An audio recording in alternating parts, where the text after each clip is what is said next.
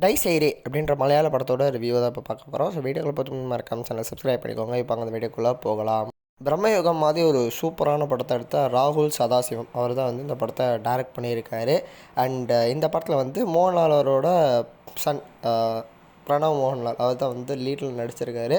First of all அவரோட பர்ஃபார்மன்ஸ்லேருந்து start பண்ணோன்னா ஒரு நல்ல பர்ஃபார்மன்ஸை இந்த படத்தில் கொடுத்துருக்காரு. நான் அவர் மட்டும் இல்லை, இந்த படத்தில் நடிச்சிருந்த எல்லா ஆக்டர்ஸுமே வந்து அவங்க கொடுத்துருந்த ரோலில் நல்லாவே பண்ணியிருந்தாங்க. அண்ட் நல்ல பர்ஃபார்மன்ஸை வெளிப்படுத்தியிருந்தாங்க. அண்ட் டெக்னிக்கலாக எடுத்துக்கிட்டிங்கன்னா சவுண்ட் டிசைனிங்காக இருக்கட்டும், சவுண்ட் டிசைனிங்லாம் இந்த படத்தில் சூப்பராக இருந்துச்சு. அண்ட் இவங்க ஒர்க் அவுட் பண்ண நினச்ச ஹாரர் எலமெண்ட்ஸாக இருக்கட்டும் எல்லாமே வந்து செம்மையாக இருந்துச்சு. விஷுவல்ஸுமே வந்து சூப்பராகவே பண்ணியிருந்தாங்க. ஆனால் ஸ்டோரியில், அதாவது ஸ்டோரி வந்து ஒரு ஒன் லைனர் தான். ஆனால் வந்து இவங்க இந்த ஸ்க்ரீன் ப்ளே பண்ண விதத்தில் ரைட்டிங் வந்து கொஞ்சம் சுமாராக தான் இருந்துச்சு சில இடங்களில். இது ஒரு A certified படம், அதையும் ஞாபகம் வச்சுக்கோங்க. ஸோ ஓவராலாக வந்து ஒரு ஆவரேஜ் டு டீசென்ட் லெவலான நல்ல படம் தான். ஹாரர் படம் விரும்பி பார்க்குறவங்க வந்து கண்டிப்பாக இந்த படத்தை தேட்டர்ஸில் போய் ட்ரை பண்ணலாம். எனக்கு பெருசாக ஹாரர் படம்லாம் பிடிக்காதுன்னா வந்து ஓடிடி வரத்துக்கு வெயிட் பண்ணுங்கள்.